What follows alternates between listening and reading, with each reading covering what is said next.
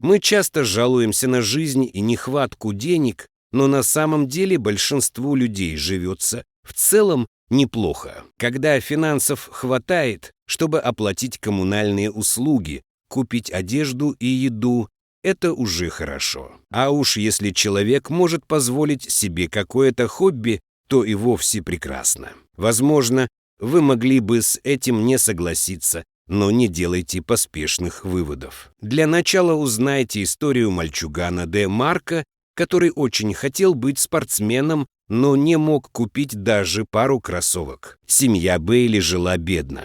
Молодые люди не могли себе позволить даже приличную одежду, но старались дать единственному сыну Де Марко все, чтобы он рос здоровым и счастливым. Парень, к слову, был на редкость сознательным, понимающим и не уставал благодарить родителей за заботу и душевное тепло. Не избалованный деньгами, он пытался жить, как все подростки, несмотря на то, что в школе над ним иногда подтрунивали из-за старых брюк и дырявых кет. Конечно, недостаток финансов вызывал у Де Марко некоторый дискомфорт, однако парень не зацикливался на проблемах, а стремился выжать максимум из того, что имел. А имел он, кстати, немало: целеустремленность, настойчивость, отличные физические данные, прекрасный фундамент для успешного старта. Подросток увлекался футболом и даже хотел на втором курсе создать собственную команду. Вот тут-то он впервые и столкнулся с реальной проблемой,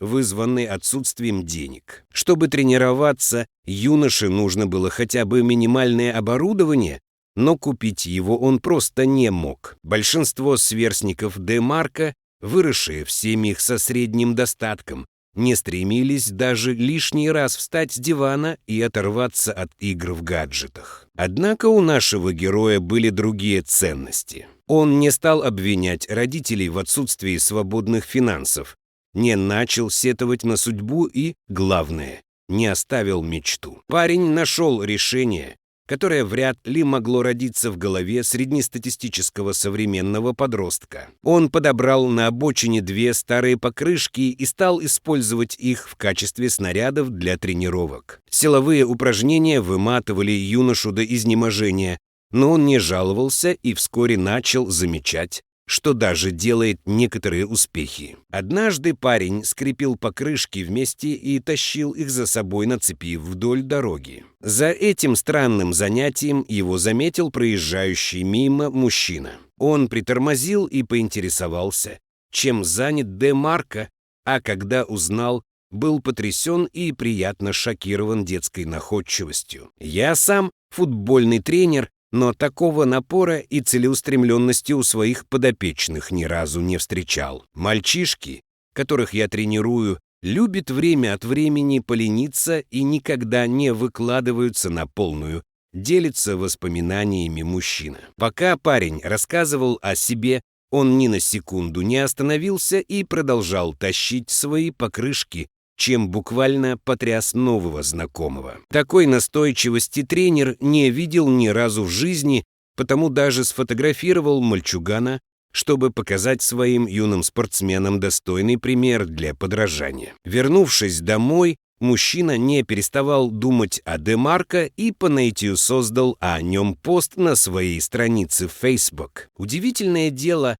но запись о целеустремленном парне за пару часов собрала больше 30 000 лайков и целую прорву комментариев. Люди восхищались силой воли молодого спортсмена и с грустью отмечали, что их собственные дети ничего не хотят от жизни и почти ни к чему не стремятся. Спустя всего 2 дня на сайте GoFundMe было собрано больше $5000 на спортивный инвентарь для Де Марко. Когда оборудование приехало к парню, он все еще занимался на покрышках, и такой сюрприз из ниоткуда растрогал его до слез. «Я не заслужил такого дорогого подарка», — расплакался наш герой. Однако на этом лавина подарков не иссякла. В адрес молодого человека продолжали поступать спортивные снаряды и одежда. Незнакомые люди беспокоились о том, чтобы юноша ни в чем не нуждался. Де Марко не только настойчив, но еще скромен и отзывчив. Многие вещи,